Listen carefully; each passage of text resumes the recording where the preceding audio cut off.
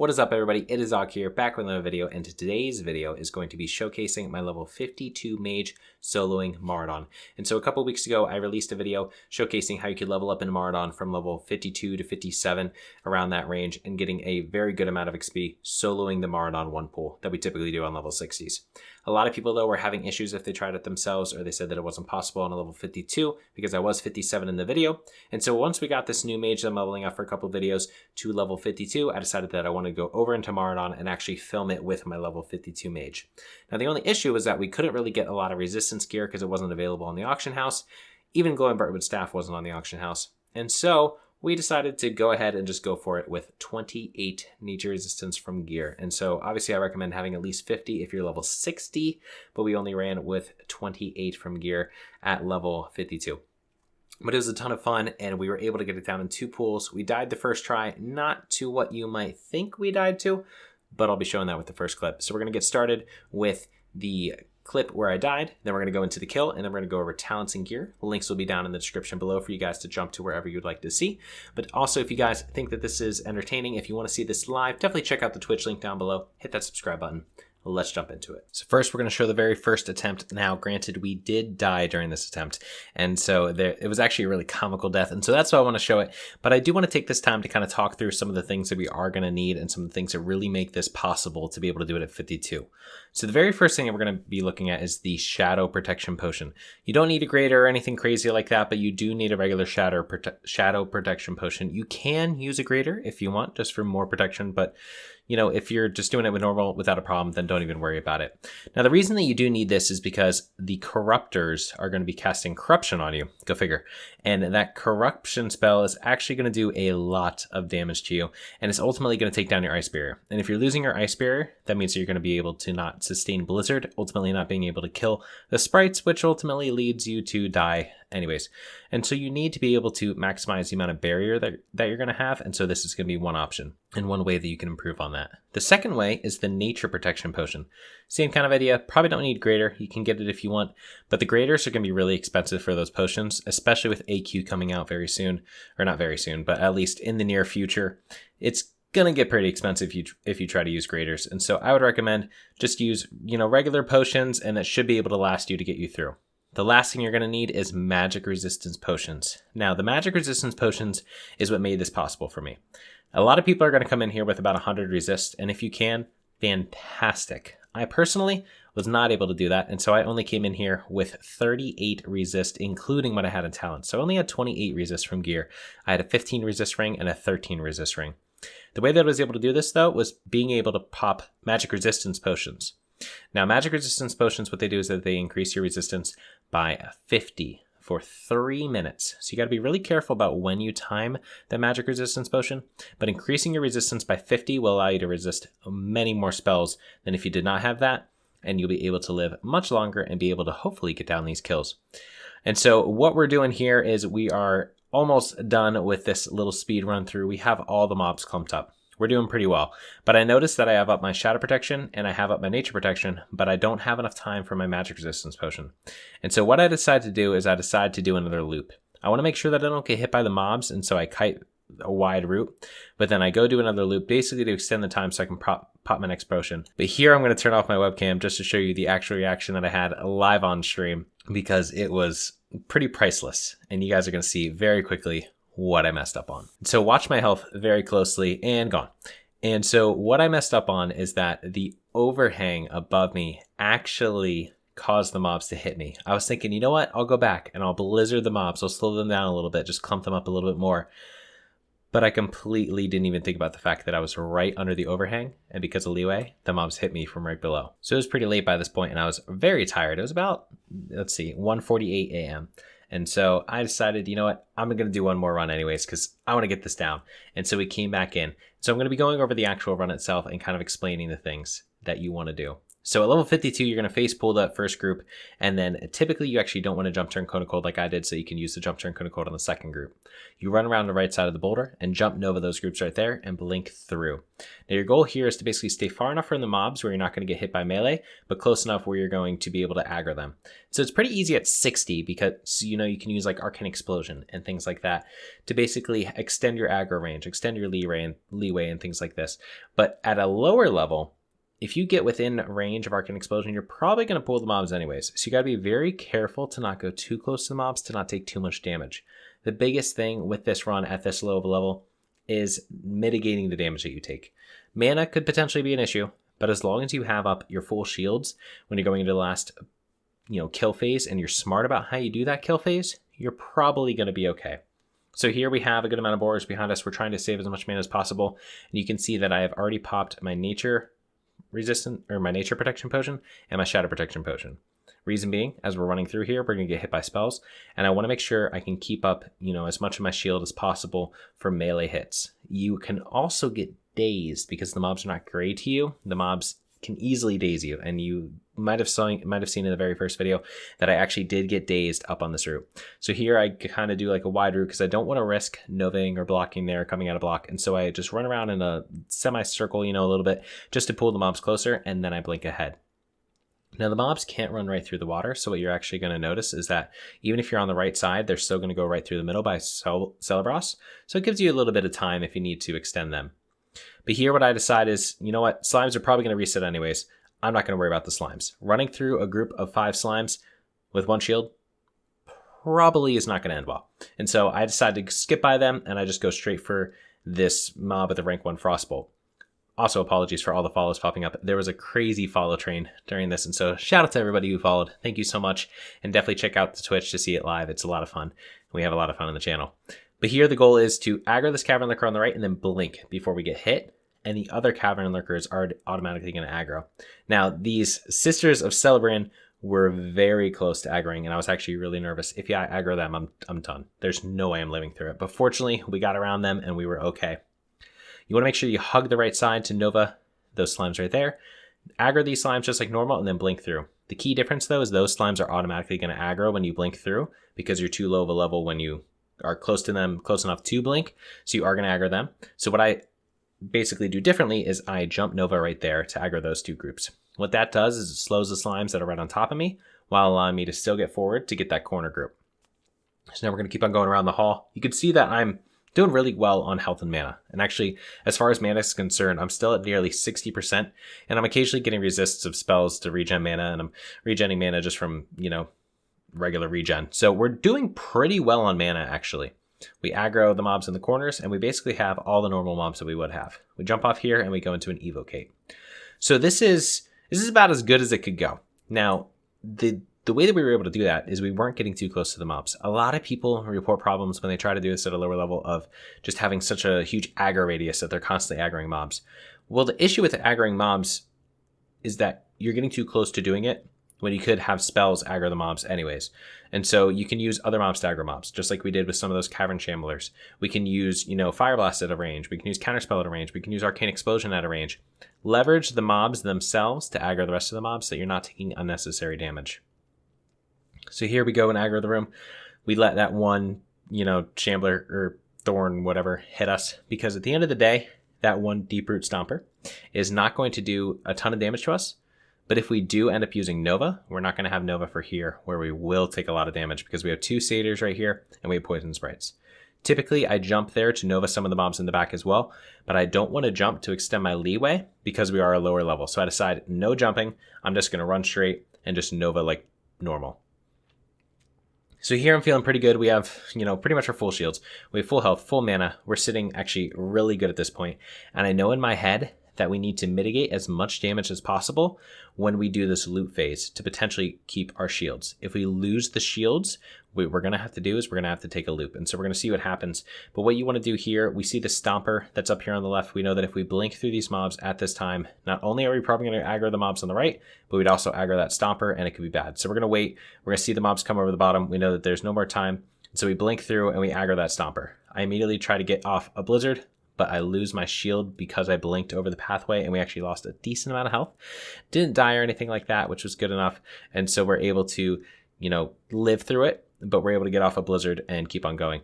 You did also notice that my ice barrier was down. I had to immediately go into a blizzard, and so that unfortunately did take off a massive chunk of my nature protection potion as well as my shadow protection potion. And you can see the Weakauras, which will be linked down below, of the barriers here in the middle is all the way down to 237, which means that my shields are probably pretty dwindled at this point. So I'm thinking in my head, okay, I know that I have to go ahead and get full shields back up, which means it's going to take some time, especially since I just used a magic resistance potion up there on the top to try to resist some of the damage. I actually highly recommend that. When you're going through, even on your first lap, use a magic resistance potion because that's going to cause you to take less damage than later. Make sure that you're hugging the right there, by the way, there, because I accidentally did aggro these satyrs and had to modify the pool a little bit. So what I did was I counterspelled the one in the corner, Nova'd those two, and then started right back on my normal path. Preferably don't aggro that group on the left, get around to the right, and then just do the pool like normal. But in the event that you do, you just have to basically modify it to be able to outlast the mobs. We blizzard on the corner so that we can slow both of the mobs. We kind of let them clump up a little bit. This is the tactic just to be able to keep mobs from resetting. If the mobs are too quick though, and you can't do that, no worries at all. Don't even worry about it. You can let those mobs aggro themselves so you don't need to aggro them, or you could use a Nova to aggro those mobs, the stealth mob and the stomper. But now we have all the mobs aggroed up. We see that the shadow shield is officially gone. So we're going to put back up the shadow shield and we're going to leave the nature shield off for as long as possible. We do get hit by a corruption right here. And so we know that, all right, well, the shadow shield is definitely going to be, useful, but we also can't wait to post it in 15 seconds because that means that there's another 15 seconds that we have to wait for the other potions, and we can only use a potion every 2 minutes. And so we know, all right, if we want to eventually get this kill, we're going to have to start using these potions now. So we use the shadow potion right there. We're going up onto the root. And then what I need to do is I need to make it so that I can outlast for a nature potion and another magic resistance potion. We blizzard right here on the corner like we normally do. But what we want to do is we want to move pretty early because as you can see, there's a lot of basically bolts coming at us. Fortunately, we only got one corruption.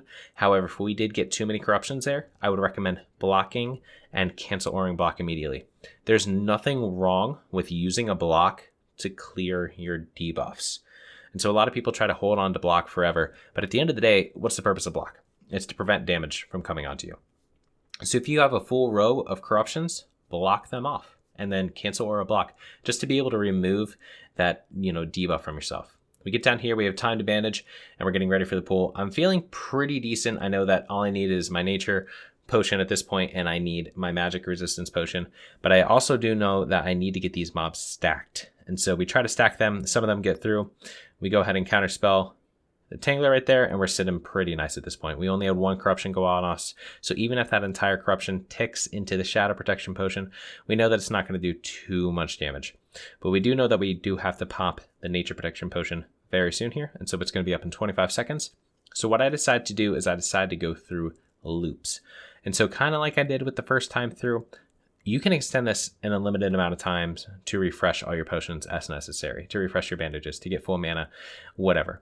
You're going to lose some experience, though, when you start dealing damage to mobs and then stop dealing damage to mobs. And so I speeded up here just to show you the loop, so we're going back and forth.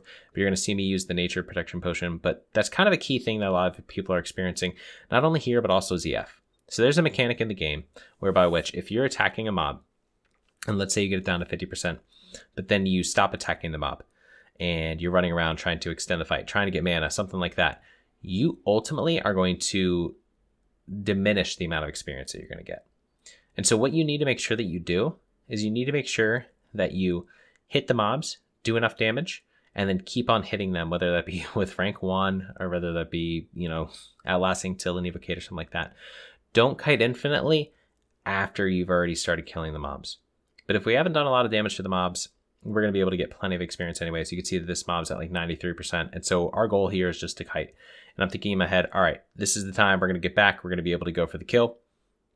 I'm getting pretty pumped. And so we jump down and get ready. My face is pretty entertaining. Definitely check out the full just live version of this. That's going to be on the other YouTube channel as well. But we slow down the film here. We do have magic resistance potion. And I want to point out, As long as you have magic resistance potion, your 2 shields, and ice barrier, you should be good to go. But there's something very important that you need to do. You need to make sure that you are to the right enough where you're not going to get meleeed by these mobs, and back enough where you're not going to get meleeed by these mobs. While at the same time, you want to stay in front of the left totem. If you don't stay in front of the left totem, what's actually going to happen is all these mobs are going to take a wide route and immediately go up to you, and they're going to get to you a lot quicker. But if you're in front of the left side of the totem, the mobs will run out and then run back. You also want to make sure that you line of sight these sprites immediately. These sprites are just going to start free range blasting on you. And if they go for long enough where you lose all your shields, there's no way you're going to be able to get off anything because the sprites are just going to do too much damage. So your goal is almost to keep the sprites with the rest of the mobs this entire time. So as you can see here, I go for that blizzard. I'm standing far enough where I don't get hit. The mobs are stacking up really well. They're running back and forth. I get 5 corruptions on me, so I know that I have to block, cancel aura block immediately to clear off the buffs. I step to the left and you can see all the sprites running up the pathway here. And so typically I step to the left after the second blizzard, but here I step to the left after the first blizzard, cause the sprites to run up, and you can see that all the sprites are already getting hit. It's taking them a while to get into range of hitting me, and you can actually see that they're already dying. And so this has its cons because the sprites are going to be dead, so they're not going to be feeding you mana. However, if you have of the eagle gear, and if you still have like 1 sprite there, like I did right there, still hitting me, I'm still at 76% mana. I still have, an evocate if I need to use an evocate, and I can outlast to make this work. And so here, our goal is just to keep on going back and forth. You also have clear casting, so you can fish for a clear casting proc with the spec, and we'll be going over that in a little bit. But here you can see we just go back and forth just the exact same as we would if we were level, 60. And there we see some of the full experience that we can get from some of the mobs is around 1200 experience. Some of the lower level mobs, some of the tricksters and things like that are going to be 43 to 44, are only going to give you about 700 experience rested, about, 350 to 400, 450 non-rested. But some of the higher level mobs, so some of these shamblers, some of these stompers and things like that, they're going to give a crap ton of experience. And so we see here, we start getting them down. We're getting all these mobs down, and ultimately we get about 66,000 experience. Now, I did not reset my session between the 2 runs, and we are still running at 111,000 experience. So that includes a full run and a death from running under. And we're running at 111,000. Granted, I did have some rest, so we're going to say about half my experience was rested, but at the end of the day, we got 66,000 experience. And so if we, take about 75% of that experience, we're looking at around, 40 to 45,000 experience that we got non-rested, which means that if you get this down to being able to do it in about 15 minutes, and this run itself did take about 15 minutes to get through, then you're going to be looking at about 160,000 experience per hour. So this is going to be insane experience. It is also a ton of fun. This is going to be one of the most challenging things you could do. I will say, if you've never done this pool before, expect a lot of wipes if you're going to come into it. It is very difficult to learn at 60, let alone learning it at 52, adding in all the nuances for, where you have to step, where you have to be to avoid taking extra damage from the mobs and line of sighting the sprites and things like that. And so maybe you don't want to do it because you're probably going to spend a ton of time trying to learn it at level 52. Maybe just try to start at 54, 55. You could do ZF all the way to 54 with, incredible speed. Even 54, level 53 to 54 is still only going to take you 2 hours at ZF, which is absolutely phenomenal at that level range. But this is a really fun option to kind of challenge yourself. You can see here that I only have 48 nature resistance, and that is including the mage armor buff. So without mage armor buff, we're only running at 38 nature resistance. That is why the magic resistance potion is so imperative. But if you come in here with 100 nature resistance, you're going to be good to go. You can also see that I got 155 kills during this run. So we didn't get our typical 170, probably because of the looping that we had to do. But 155 is phenomenal in my opinion. Like, that's a lot of mobs. Here you can see my actual gear. I do recommend Uther Strength. That's a big thing, that trinket right there. It does give you about 20 stamina every, I think it's like a 3-minute cooldown or something like that. So it can basically give you the equivalent of like 200 health as a shield, which is nice because you also can't get dazed.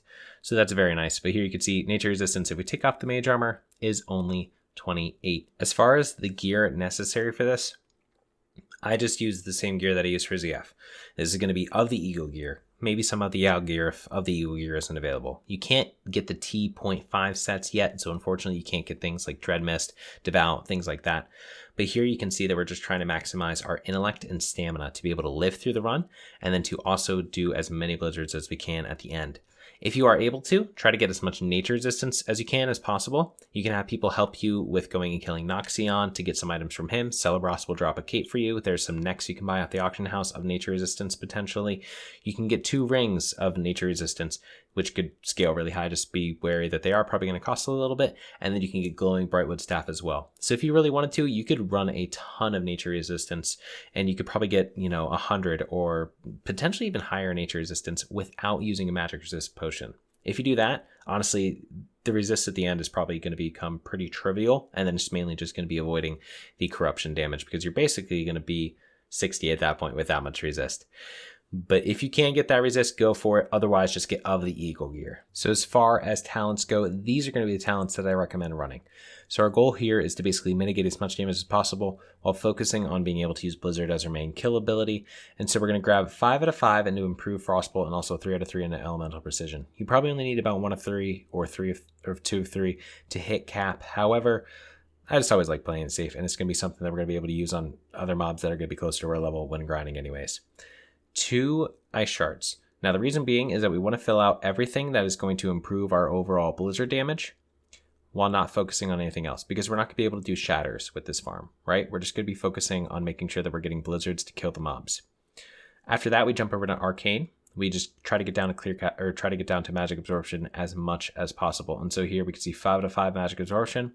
Then we go arcane resilience, and then we go 1 out of 2 damp magic.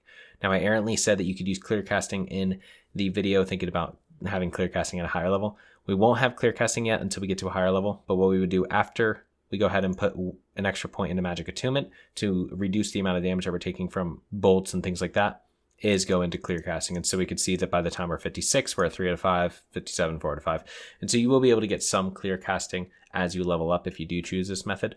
However, starting off, you're going to not have any clear casting, and you're only going to have 1 in magic attunement in order to get the extra armor and to also get the dampened magic improved. All right, everyone, that wraps up today's video. I hope you all enjoyed it, and if you did, please subscribe and leave a like and a comment below to let me know so. And if you guys have any other ideas for any other videos, please let me know in the comments below. Also, check out the description for the Twitch where I do all this live, and also for my Twitter and Discord where you guys can be notified of any future updates and when I'm going to go live on stream. So I'll see you guys in the next video.